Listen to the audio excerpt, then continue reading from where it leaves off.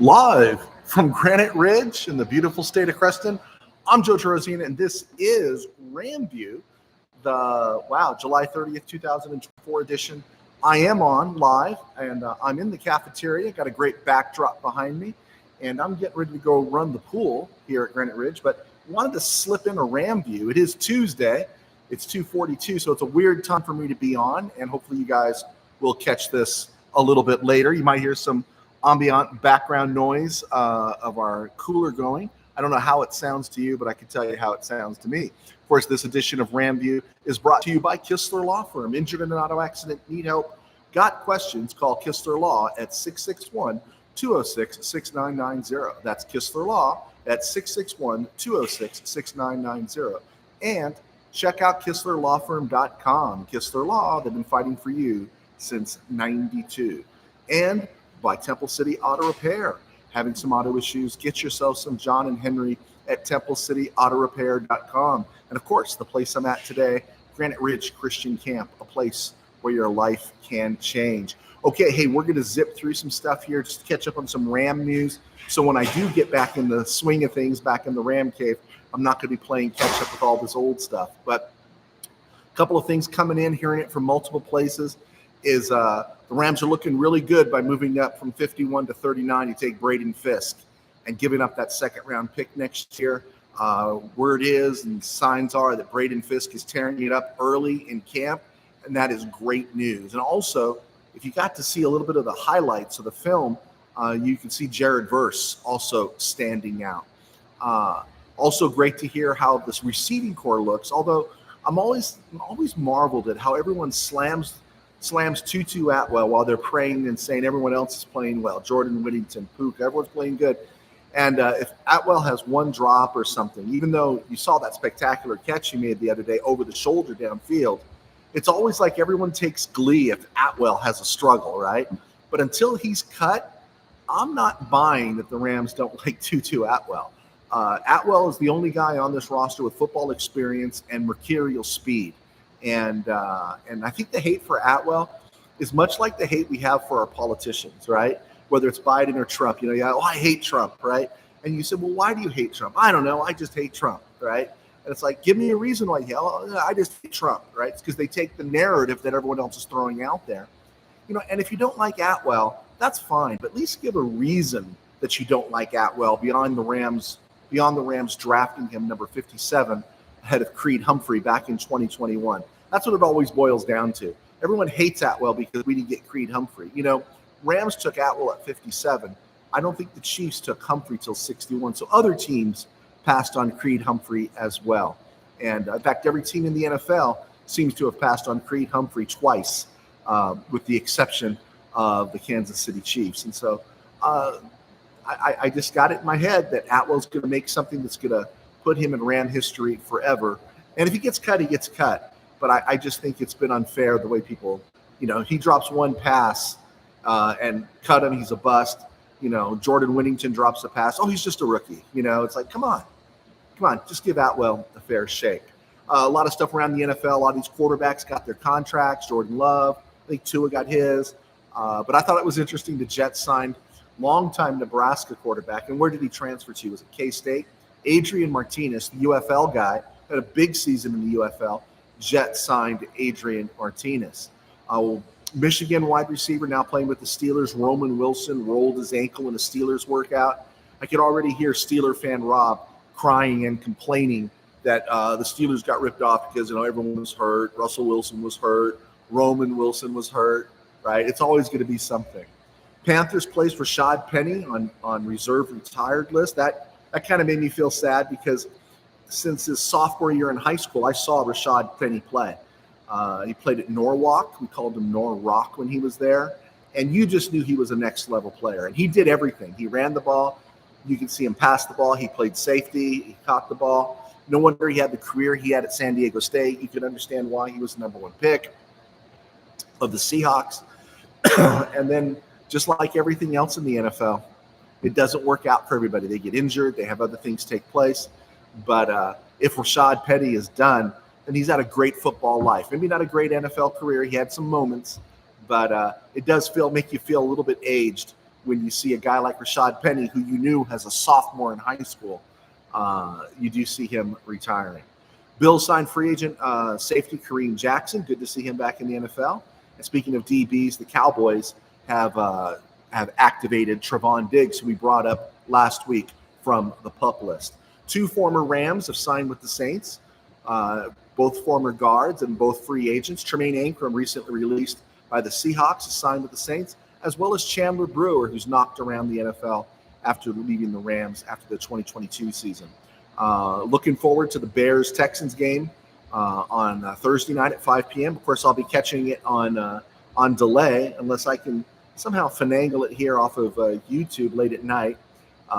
They said Caleb Williams isn't playing, and I don't think Odunze is playing. But it's football, and everyone's excited about seeing NFL football. Hard Knocks begins with the Bears on August 6th, which will end up with nobody gets cut, and everyone will either make the team or end up on the practice squad, right? Because they won't show anything bad happening to these players anymore. All right, guys, just in case you haven't figured it out, because I'm in a new setting here, I'm Joe Terosian. I was a sports writer for 21 years, and now I write books. My books can be found on Amazon. Just type in Joe Terosian, Torosian, as well as RamView, thanks to our sponsors at Kistler Law. And that keeps me employed in my day job, which is a little bit about what I'm doing here at Granite Ridge. I pastor a small church in Burbank called Burbank Faith Nazarene, and we have a channel right here on YouTube, Burbank Faith Virtual. And you can check us out at burbankfaithvirtual.com, Burbank Faith Virtual on Facebook, Burbank Faith Virtual all across social media. And so, but that keeps me doing this show. So thank you for your support. You guys are buying books. I am being honored by you guys doing that for me. So I really appreciate it. So keep up the support, and we'll just keep pounding out Ram material.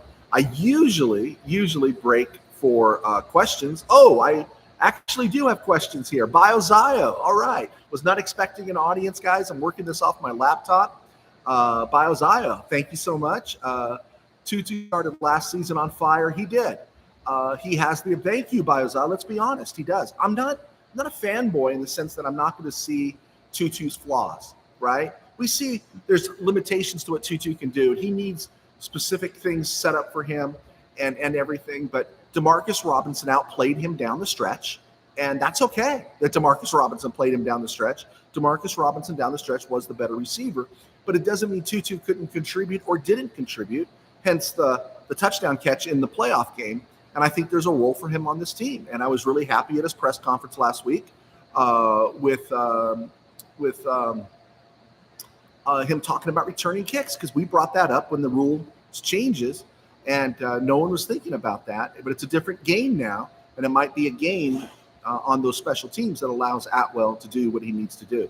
And I do think, yes, there is an opportunity there if he's on the field. You're right, BioZio, about connections, and he does have a connection with Stafford. This won't be a long show today, but keep throwing the questions in there, because I got to go open the pool right now. So Rams update, Darius Williams hamstring. Looks like he'll be out a couple weeks. That's not a good sign, right? Plus, he's in his 30s, and he tweaked his hamstring on the first day of workouts. That's not a good sign. If you remember how soon, well, it was a little bit later in the summer when Cooper Kupp tweaked his hamstring and nothing was the same again. Speaking of tweaks, Alaric Jackson has a tweaked ankle, and he was held out of practice. That probably not as big of a deal.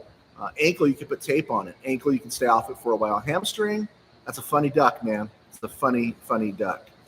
Sean McVay, we talked about Braden Fisk early, and we talked about Jared Verse. We talked about that highlight of him going around. I think if it wasn't Jackson, I guess it was Noteboom. Now that I think about it, it was Noteboom. But, when McVay mentions by name Byron Young, Michael Hoyt, Brennan Jackson, and Nick Hampton, that means he's happy with them. A little nervous for Ashawan Mathis, but we'll see how it goes. What was one of our guys on here calling Brennan Jackson, calling him Carnage Jackson. And so that's going to be exciting to see what he does. Stafford got his guarantee. And basically, I was laughing because everyone was making this a big deal. You see what it was. It wasn't that big of a deal. He's going to make 36 rocks this year. He's going to make 36 rocks next year, right in the Super Bowl window. You got a Hall of Fame caliber quarterback making 36 rocks, while teams are foolishly considering, like the Cowboys, giving a player like Dak Prescott, which they haven't, but they're going to give a Dak Prescott, close to $60 million if they want to sign him. And you're already giving massive money to Jordan Love, Tua, and those guys, and they haven't done anything yet. Jordan a little bit more, but they're not anywhere near Matthew Stafford's caliber. And so to think the Rams are getting Matthew Stafford at 36 this year and next year at the height of their Super Bowl window, it is absolutely amazing. I think it speaks to Stafford's character, but I also think it also shows the KBM and much of the fan base, the sports bar version of the fan base, that is just always, fire McVay, fire Les Snead after one bad thing happens. That's that sort of part of the base. They don't get how much of a bargain Matthew Stafford is giving the Rams in order to what? Compete and win. To compete and win. And this gives the Rams flexibility, gives flexibility to Stafford, flexibility to the Rams. This is a good look, because I'm also thinking, as you look at Stafford's contract, and I'm kind of curious what it looks like on the salary cap issue. The Rams aren't heavily invested in either Trey White or Darius Williams. Darius Williams has 2 years, but it's not big money. And, he's 31 right now, and he's already got a tweaked hamstring, strained hamstring going in. So good for the Rams. This was never going to be a big deal. Everyone else tried to make it a big deal. All right. If you threw more questions up there, okay, you didn't. Okay, no problem. No problem, guys. Let's get to on this date in Rams history. 1979, Rams waived former USC kicker Frank Jordan. Does anyone remember Frank Jordan at USC? I wanted the Rams to keep him. He just didn't have a big enough leg. But that guy, when he was at USC, had some serious money kicks that beat Notre Dame, beat UCLA in 77. I really liked Frank Jordan. His brother Steve Jordan had a nice career with the Rams. On this day in 2011, the Rams trade offensive lineman John Greco. I know it's not a big deal, but it was on my notes. They traded John Greco to the Browns, I think for an undisclosed, and I don't think it was exercised because Browns didn't go too long with John Greco. And on this day last year, I was at Rams camp. We were wondering where Sonny Michel was, and we found out while we were at camp watching the practice, Michel had retired, and then the Rams quickly signed Royce Freeman. And, Royce Freeman, he's not going to go down as a legendary Ram, but he really gave the Rams a nice year last year and helped solidify a battered running back room. Probably won't be on tomorrow. We'll see. Hopefully with this view. Thank you, Biozile. On July 31st, 1968, the Rams sent a fifth-round pick to the Cowboys. And the Cowboys exercised that fifth-round pick. They drafted a guy named Chuck Kyle. Who's Chuck Kyle? Doesn't make any difference who Chuck Kyle is. But the Rams got a player for that fifth-round pick. That player was Coy Bacon. And Coy Bacon had an amazing career, stepped in when Lamar Lundy went down, and was solid for the Rams through 1972. Probably should be in the Hall of Fame. Didn't have a great season in, where was it? He didn't have a great season in San Diego, but after he left San Diego, went to Cincinnati and later the Redskins, this guy played into the 80s, and he had a fantastic career. In fact, if Coy Bacon played any place else, he probably would have been in the Hall of Fame if he had picked off a Super Bowl appearance or two. Coy Bacon was a great guy, but when you got Deacon Jones, Lamar Lundy, and then you got Jack Youngblood and Fred Dreyer, there wasn't room for him, and the Rams made the right trade to move him. Interesting, though, the connection is Coy Bacon was not a college player, and another player the Rams signed that they saw playing in the semi-pro leagues was a guy named Otis Sistrunk, the guy from Mars University, the bald head, because that was a big deal, the bald shaved head for the Raiders in the 70s. He played for the Raiders from 72 to 78, but Otis Sistrunk was originally brought in by the Rams. And he had played, he was in practice for the Rams, really racked Lawrence McCutcheon in one play. And so the Raiders took notice, and the Raiders were interested, and the Raiders ended up giving the Rams, I think, a third or fourth round pick for Otis Sistrunk. Isn't that pretty interesting? But the Rams discovered him as a scout. Sistrunk had only had 53 sacks in his career. He played 7 seasons, but he was a defensive tackle, and he had 3 seasons where he was in double digits of sacks. So he had a really nice career, and then was very popular later on. And he was the guy that was made famous by saying he was from Mars University. I think